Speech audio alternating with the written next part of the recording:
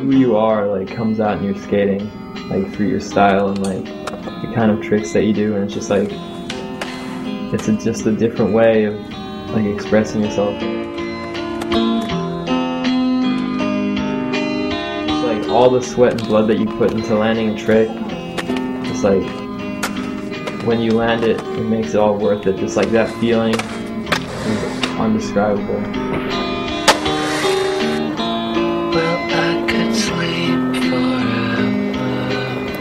There's always going to be people that don't like skateboarding and disagree with it. If I could sleep forever,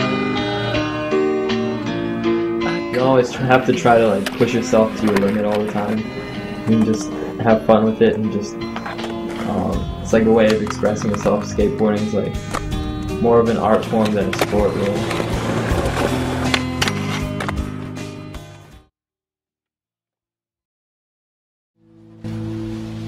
Just in the world in general, imagination and creativity has just been lost.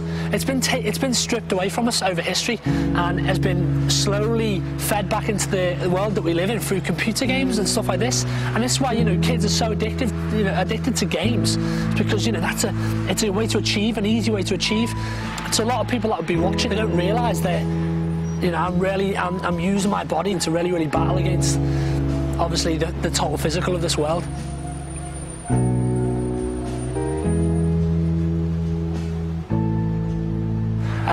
Used to do drugs, used to do all these things, and then one day I saw a guy do a wall flip in the street, and straight away I was drawn in. Didn't know why. At the time it was yeah, I want to learn how to do that. It was that individual and the way he looked at life, and I never knew then, but I know now that that's what it was. It was a way for me to break out of this mold, this uncontrollable system that I was in order to find truth. I don't do it to show off. I mean, I do it maybe to wake someone up, or to for them to ask the question, why are you doing this? And then that gives me the opportunity to speak to them and tell them the reason why I do this. I mean, one of my aims is to help people to realise that, that parkour as a tool is so powerful and it can change so many people's lives, really. So, yeah.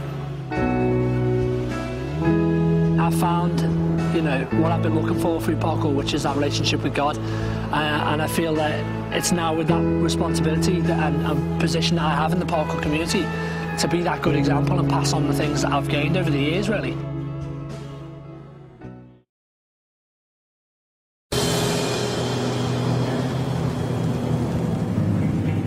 I'll remember that forever. That'll be the hit that I'll be telling when I'm down the pub when I'm old.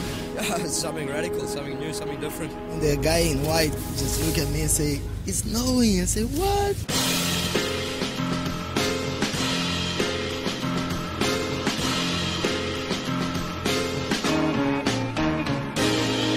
Never in my entire life, not in my how long I've been surfing for, not in my 18 years of surfing have I ever surfed in snow before. It started to snow, man. That was crazy. I never see snow before, you know. I was like, whoa, snowing. Pretty crazy conditions, but the waves are pretty fun. It's an experience, you know. It probably only happened once in your life. Because proper snow, paddling out, all those full big flakes of snow coming down, like, it's amazing, it's beautiful.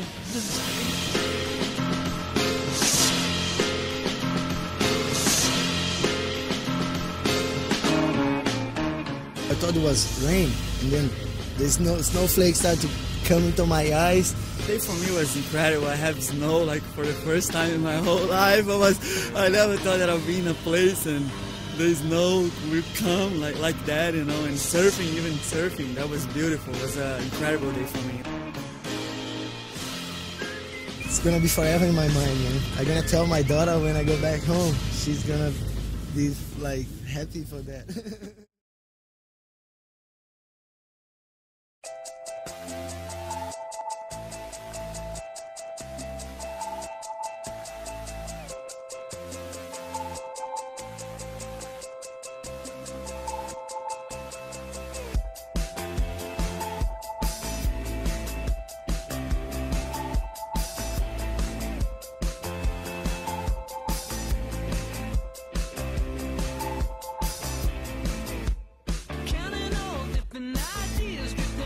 Hi, my name's Kurt Yeager. I was in a motorcycle accident, broke my leg, broke my pelvis, tore my bladder, broke 7 vertebrae.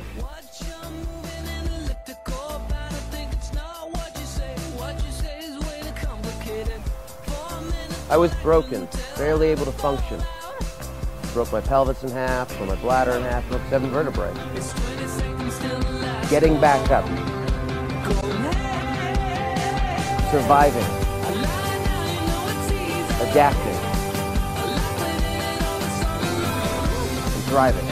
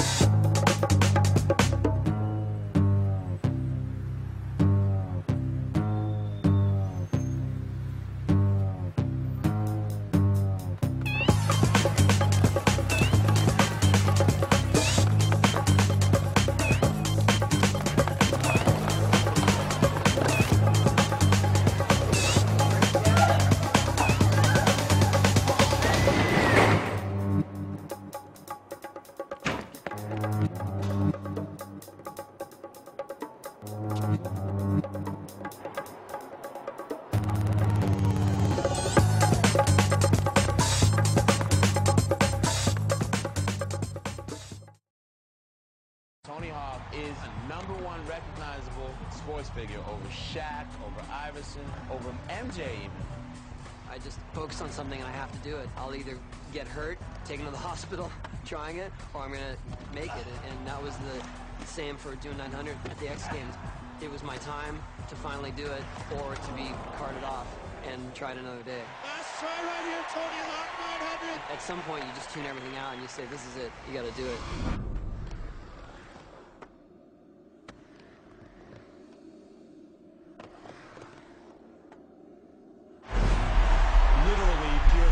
Shook, and we felt the ground swell. I wasn't sure if it was an earthquake or somebody out there doing something special. That moment was probably burned in most of our minds forever. There's just been a general push for that trick to be done, and once someone does it, it's like there's sort of a collective rejoicing. Something happened after Tony did the 900. When he did the 900, he just took, obviously, the X Games to a whole nother place. My idol, my savior, God, Tony Hawk is...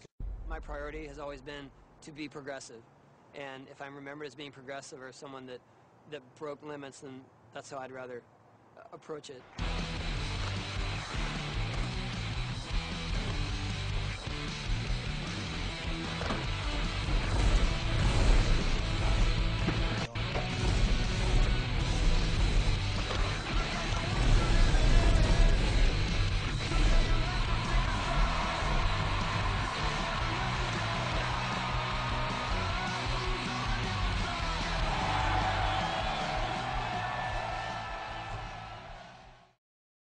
We've been trying to get Rodney to do stuff in the street. I tried, Stacy tried, and we failed. And Mike T came along and goes, man, I can do it. And I just was like looking at him, yeah, right. Well, you know, we're never going to get him to do that kind of stuff.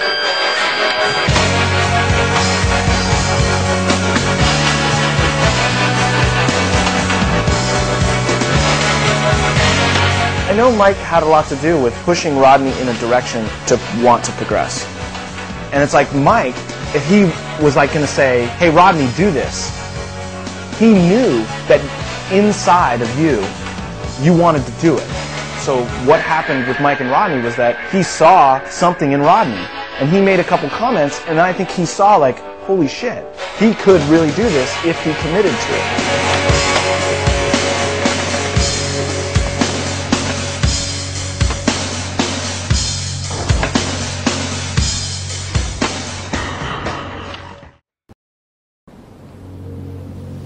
The ocean is the most powerful thing in the world.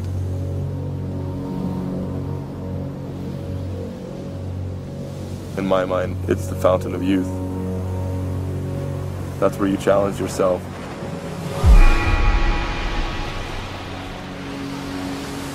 Day-to-day life is the ocean and the jungle.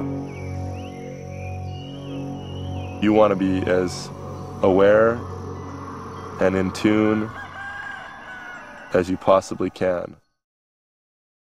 It's me against the elements, nothing else.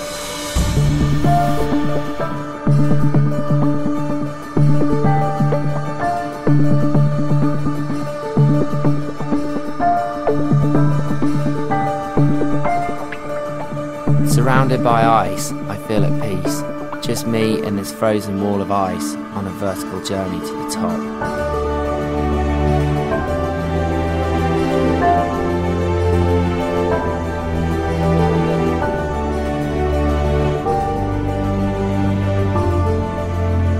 The ice and I are one.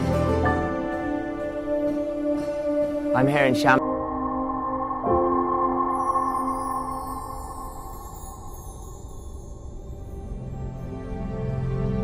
One of the things that I love about climbing is that it's a brilliant form of therapy. In your everyday life you have work and things you need to organise and bits of stress, and when you go climbing it just, all of that is locked away and all you think about is climbing. If I go climbing for an hour or 2 hours at home, like when I come back I'm a completely different person. Pretty much watch skate videos in class all day and then wait to go to the park after school pretty much. It's just like a big family, like everybody, we're all homies there. Like you can't really go to the park and not like have a session with a friend there. Like everybody's always there, they're super cool, super mellow.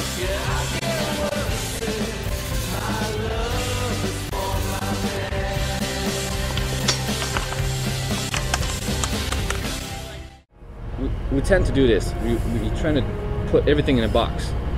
This is parkour, this is free running, this is skating, this is that. He's Buddhist, he's this, he's that, and try to identify yourself through what we do, which is almost stupid sometimes. I am not a stuntman, I do stunts. That's not who I am. I'm not a dresser, no, I do parkour. For me, bringing parkour into inline skating was just be doing what I do without label, without name. I love both. I just mix them both. Skating, instead of being skating in the box, became something else. And blading, parkour became everything at the same time. So it just gives me space where I can create more, express myself more. Depends how I feel. I try not to put myself in boxes and put my own rules into stuff, otherwise you're not free really.